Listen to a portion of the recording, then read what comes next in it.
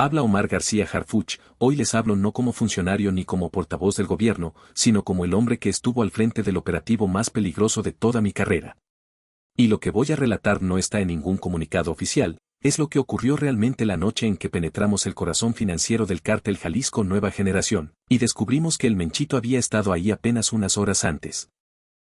Eran las 10:43 de la noche del 14 de noviembre cuando un equipo élite, seleccionado por mí mismo, descendió sobre un rancho escondido entre los cerros de Uruapan. Sabíamos que algo grande se movía ahí dentro, pero no imaginábamos cuán cerca estábamos de pisarle los talones al hijo de Nemesio Oseguera. No dirigí esto desde un escritorio. Estuve al frente porque después de semanas de inteligencia, ese punto había surgido como el cerebro económico del cártel Jalisco Nueva Generación en Michoacán, su centro de lavado, logística y movimiento de capital. Era el tipo de golpe que, si se daba a tiempo, podía fracturar su estructura desde adentro.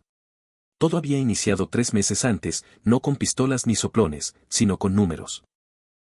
Mi equipo financiero comenzó a detectar patrones imposibles de pasar por alto, un grupo de empresas sin rostro, 6 compañías satélite que operaban desde diferentes giros, aguacate, madera, transporte, gasolineras, materiales, ranchos agrícolas, todas con contratos millonarios del gobierno de Michoacán y municipios cercanos. Empresas sin actividad real, sin socios identificables, sin impuestos pagados. Eran fachadas limpias, detrás de las cuales se escondía el cártel Jalisco Nueva Generación. Cuando mi analista principal llegó temblando a mi oficina con los documentos, entendí la magnitud del hallazgo. No era solo lavado de dinero. Había funcionarios públicos hundidos hasta el cuello, contratos amañados, licitaciones a modo y transferencias imposibles de justificar. Lo que teníamos enfrente no era un negocio criminal. Era una alianza, el cártel y sectores del gobierno trabajando juntos. La investigación dio un giro cuando interceptamos una llamada hecha desde un teléfono público en Zitácuaro. Una voz nerviosa decía, muevan todo antes del viernes. El halcón ya avisó. Eso nos confirmó lo que temíamos, la red sabía que los estábamos siguiendo. Había un infiltrado en el gobierno. Si esperábamos un día más, el rancho estaría vacío. Ordené ejecutar el operativo esa misma noche. Reuní a 12 hombres en quienes confiaba mi vida y conseguí la orden de cateo en tiempo récord de uno de los pocos jueces que no temía a estos grupos. No informé a ninguna otra autoridad estatal. La filtración podía venir de cualquier parte. El rancho, oculto entre huertas, parecía abandonado desde el aire, pero los drones térmicos habían detectado movimiento continuo por las noches. Ese era el centro. El punto donde convergían los millones del cártel. Cuando llegamos, algo me estremeció. El portón no estaba cerrado. Solo recargado, como si alguien hubiese salido a toda prisa. Y al entrar, lo supimos de inmediato, llegamos minutos tarde. El olor a gasolina, comida recién calentada, colchones aún tibios, una taza de café con espuma. Todo indicaba una evacuación desesperada. En una habitación, ropa masculina de talla grande, mochilas abiertas, documentos tirados. Varias prendas coincidían con las del Menchito. Habíamos estado a metros de él. Luego encontramos la prueba más contundente, un arma Beretta con grabados en la empuñadura, vinculada a ejecuciones en Tepalcatepec, una de ellas atribuida directamente al hijo del Mencho. No solo había estado ahí. Había matado ahí. Pero lo que descubrimos al fondo del rancho reveló la verdadera dimensión del lugar, motos acuáticas, llaves de yate, lingotes de oro, Ferraris empolvados, camionetas blindadas, una caja fuerte recién vaciada. Era un santuario del exceso criminal, un museo de riqueza ensangrentada. Y entonces lo vimos, escrito con sangre humana en una pared de concreto, un mensaje simple y brutal. El hijo del rey estuvo aquí. No era una frase. Era un desafío. El rancho aún guardaba algo más perturbador. Una habitación pequeña, sin ventanas, con una cuna rota y pañales nuevos en la mesa. Un niño había estado viviendo allí. Una libreta con dibujos temblorosos decía: para mi papá cuando regrese, y repetía una frase que me atravesó: no dispares, por favor. Ahí comprendimos que ese sitio no solo era un centro financiero, sino un espacio donde el cártel Jalisco Nueva Generación escondía a familias, niños, operadores, víctimas. Un infierno camuflado de invernadero. Después hallamos una lista escrita a mano. Nombres y una palabra al lado, silenciados. Muchos eran transportistas, comerciantes desaparecidos en los últimos 2 años. Entre ellos, Juan Carlos N., un pequeño empresario que había denunciado los abusos de una constructora fantasma ligada al cártel. Y así, pieza por pieza, ese rancho reveló algo más oscuro que un operativo fallido. Nos mostró el rostro real de la maquinaria que controla Michoacán, una combinación de dinero público, terror y lealtades compradas con sangre. La constructora que apareció en la lista de silenciados no era una empresa más. Era una filial directa del mismo grupo que controlaba el rancho. Cuando la identifiqué entre los documentos, sentí una rabia fría. No estábamos frente a una red financiera sofisticada. Era una maquinaria de muerte disfrazada de contabilidad legal. Les dije a mis analistas, las víctimas del cártel Jalisco Nueva Generación no solo están en fosas. Están en cada contrato, en cada empresario quebrado, en cada persona desaparecida cuyo nombre terminó en una libreta como esta. Mientras la madrugada avanzaba, mi equipo forense documentaba cada rincón del rancho. La reconstrucción de la ruta del dinero llevó a un despacho notarial en Morelia. En sus archivos digitales, confiscados con orden judicial, hallamos un patrón idéntico, 6 empresas distintas, creadas por el mismo notario, con apoderados fantasma y sin socios reales. Ese despacho era el punto de origen legal de toda la estructura criminal. Las empresas funcionaban como engranes perfectamente alineados. Conseguían contratos en Uruapan, Parácuaro y Zamora mediante licitaciones amañadas, luego desviaban los recursos públicos hacia cuentas imposibles de rastrear sin análisis especializado. Gasolineras sin marca, constructoras sin obras, flotillas sin rutas, mayoristas sin clientes, cada una era una estación donde el cártel transformaba dinero sucio en capital legal. Pero el verdadero golpe vino cuando cruzamos sus registros con información de transporte. La empresa de aguacates usaba camiones cargados de fruta para mover armas, gasolina robada y paquetes cerrados sin registro. La maderera no exportaba madera, exportaba piezas metálicas para armamento. La de materiales de construcción simulaba compras infladas para justificar desvíos multimillonarios. Cada factura era una cortina que ocultaba contrabando, narcotráfico o robo de combustible. La lógica del cártel Jalisco Nueva Generación en Michoacán ya no era territorial. Era institucional. Compraban licitaciones, corrompían comités, infiltraban ayuntamientos. Convertían los concursos públicos en una guerra silenciosa donde los empresarios honestos eran arrasados por fantasmas financiados por el narco. Y durante años, ninguna autoridad fiscal detectó nada. En una pizarra olvidada en la pared había un diagrama dibujado a mano, 5 círculos y una palabra en el centro, eslabón. Cada círculo tenía una letra. G para gasolina, A para armas, T para drogas, T para trata, M para madera. Era su cadena de valor criminal. Todo conectado, todo financiándose entre sí. Un sistema autosuficiente donde cada peso robado al erario terminaba pagando fusiles, sicarios o migrantes explotados. Creímos haber encontrado lo peor, hasta que uno de los forenses me llamó. En un sobresellado con escudos oficiales del gobierno de Michoacán había un cheque por 15 millones de pesos, emitido apenas 3 días antes del cateo. El beneficiario, la misma empresa dueña del rancho. ¿Quién había aprobado ese pago? ¿Y por qué estaba aquí? Luego, en una laptop encriptada con software militar, encontramos algo aún más devastador. Un archivo etiquetado como RZ, Protección Institucional. Adentro, una lista con 53 nombres. Funcionarios, empresarios, regidores, e incluso un senador. Junto a cada nombre, montos en dólares y firmas escaneadas. No era corrupción ocasional. Era una nómina criminal. El archivo más protegido contenía videos. Cámara fija, sin audio. Hombres entrando a una habitación, firmando papeles, recibiendo sobres y saliendo. Reconocimiento facial identificó a un secretario municipal, un empresario con contratos federales y un operador político cercano al gobernador. Era la prueba física de la infiltración total del cártel Jalisco Nueva Generación en el aparato institucional de Michoacán. Leí el informe completo sin quitarme el chaleco antibalas.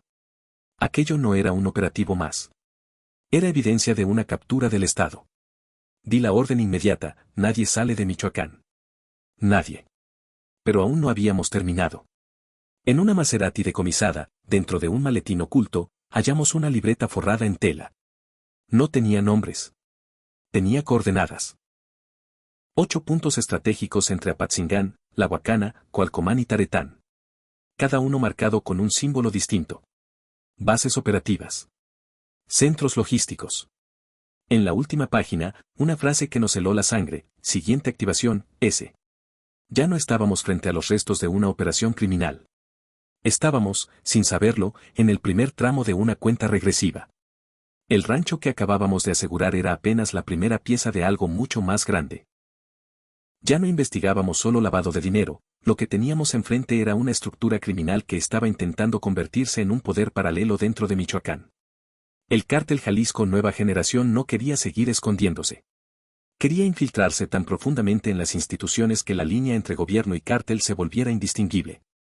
Y si yo seguía adelante, esa realidad saldría a la luz con nombres y apellidos. Era inevitable. Y necesario. La mañana del 15 de noviembre, a las 7:22 de la mañana, aterricé en Morelia con todo mi equipo. Ya no era un operativo encubierto, era una toma táctica del Estado. Había tensión en el aire, helicópteros sobrevolando, prensa intentando obtener declaraciones, autoridades locales nerviosas. Yo no me detuve ante nadie. Entré directo al centro de mando instalado en el hangar principal. Sobre la mesa, los mapas satelitales y las coordenadas de la libreta hallada en el Maserati marcaban nuestro siguiente movimiento. Dije lo que todos necesitaban escuchar: no vamos a revisar esos puntos. Vamos a tomar control de cada uno. Activamos 4 células operativas al mismo tiempo. La primera ejecutaría cateos simultáneos en Apatzingán y La Huacana. La segunda confiscaría todas las propiedades de las empresas fantasma usadas para lavar dinero. La tercera neutralizaría las rutas de huachicoleo, tomas clandestinas, transportistas, ductos enteros.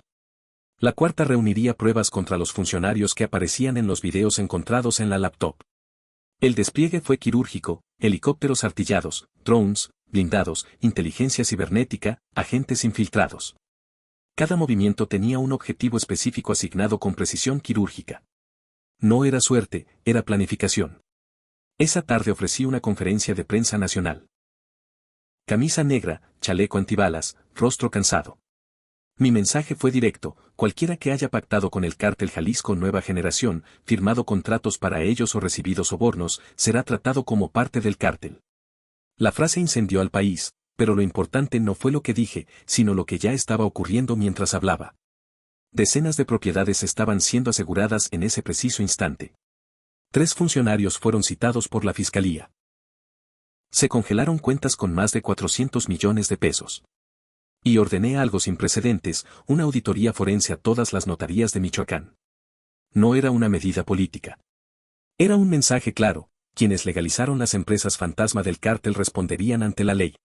Les advertí a mis abogados: notario que aparezca vinculado a más de 2 empresas fantasma, irá a juicio. Pero justo cuando creíamos haber recuperado el control, llegó un mensaje a un celular desechable imposible de rastrear. Ustedes solo vieron el rancho.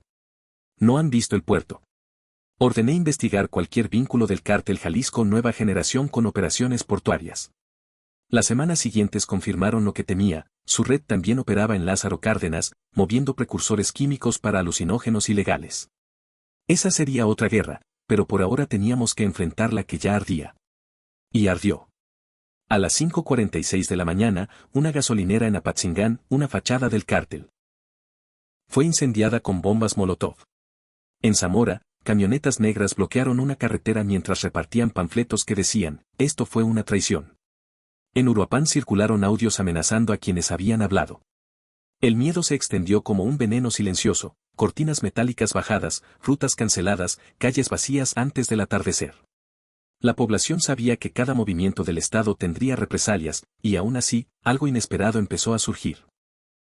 Entre el caos, en Parácuaro, un grupo de comerciantes colgó un cartel escrito a mano en la entrada del mercado: gracias.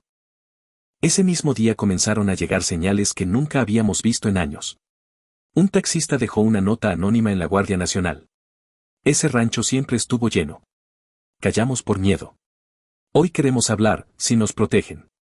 Una maestra escribió diciendo que, por primera vez en meses, sus alumnos habían dejado de dibujar hombres armados en sus tareas. Eran pequeños gestos, frágiles, casi silenciosos. Pero eran señales de algo que había dejado de estar dormido. La gente quería recuperar su voz. Si este operativo logró algo más grande que los cateos y los decomisos, fue romper, aunque fuera por instantes, el pacto de silencio que había dominado Michoacán durante años. La gente estaba cansada de fingir que no veía camionetas sospechosas, de bajar la mirada cuando sicarios pasaban frente a sus negocios. Y ver al Estado entrando al corazón del cártel Jalisco Nueva Generación, ver nombres de funcionarios corruptos expuestos públicamente, reavivó una esperanza que parecía extinguida. Las repercusiones políticas no tardaron. En solo 48 horas, notarios pidieron amparos, funcionarios solicitaron licencias temporales, un exalcalde salió del país rumbo a Guatemala y varios contratos millonarios fueron cancelados de emergencia. Los medios hablaban ya de una purga institucional. En los pasillos del poder se repetía una frase incómoda. Harfuch ya no solo está enfrentando sicarios. Está tocando la puerta del poder. Pero lo que más me marcó no fue un titular, ni un decomiso, ni un lingote de oro. Fue una mujer. 3 días después del cateo, llegó sola al rancho. Colocó una vela y la foto desgastada de su hijo, uno de los desaparecidos de la lista que encontramos, sobre los restos del portón derribado. Gracias por buscar donde nadie quiso buscar, dijo antes de irse. Ese momento valió más que cualquier evidencia incautada. Porque revelaba lo esencial, el crimen organizado deja de ser invisible cuando hay autoridades dispuestas a mirar de frente. El operativo explotó en redes sociales, #Operativo Michoacán, #Harfuch, #Cártel Jalisco Nueva Generación, Rancho del Menchito. No eran tendencias pasajeras, eran señales de que la narrativa de impunidad se había fracturado. En la conferencia matutina en Palacio Nacional, los voceros de seguridad tuvieron que explicar ante el país entero la magnitud de lo que encontramos, una red criminal protegida desde el más alto nivel del poder estatal. El Senado exigió cuentas. Algunos legisladores pidieron comparecencias inmediatas del gobernador. Otros, con vínculos menos transparentes, suplicaron prudencia. Pero los hechos eran incontestables, no estábamos frente a sicarios improvisados.